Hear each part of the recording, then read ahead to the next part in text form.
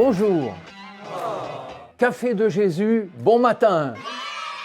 Bonjour les amis. Le sujet de ce matin, il est différent d'habitude. On m'a demandé de parler de quelqu'un qui aurait marqué ma vie. C'était difficile de faire un tri quand on est converti depuis quelque temps, depuis quelques mois, même 2 ou 3 années. Mais je me suis souvenu de 2 choses dans la Bible. La première, c'est lorsque Moïse a été en présence de Dieu et qu'il redescendait vers le peuple d'Israël, son visage rayonnait. Je me suis souvenu aussi de Jésus, tout simplement, sur la montagne de la Transfiguration. Et ces choses-là, évidemment, ne nous arrivent pas à nous dans la vie courante. Mais moi, quand je me suis converti, il y avait un homme qui me marquait particulièrement.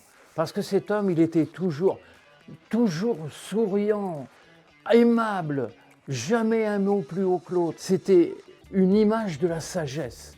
Parce qu'il avait au moins une vingtaine d'années de plus que moi, peut-être même 30. Il est très important finalement d'avoir dans sa vie une conduite qui finalement va permettre aux gens que vous rencontrez de se dire qu'il y a quelque chose dans cette personne qui est différent. Il n'est pas nécessaire d'avoir des rayons qui sortent de la tête et de tout. Non, c'est pas ça. Ce qui compte le plus, c'est la manière, par exemple, dont Jésus a vécu au milieu de ses apôtres.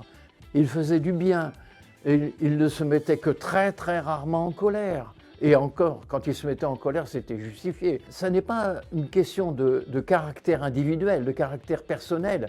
C'est simplement le fait qu'il faut toujours avoir en mémoire que l'on peut porter quelque chose de nouveau, de différent, quelque chose qui marque une personne et qui va lui faire se souvenir plus tard.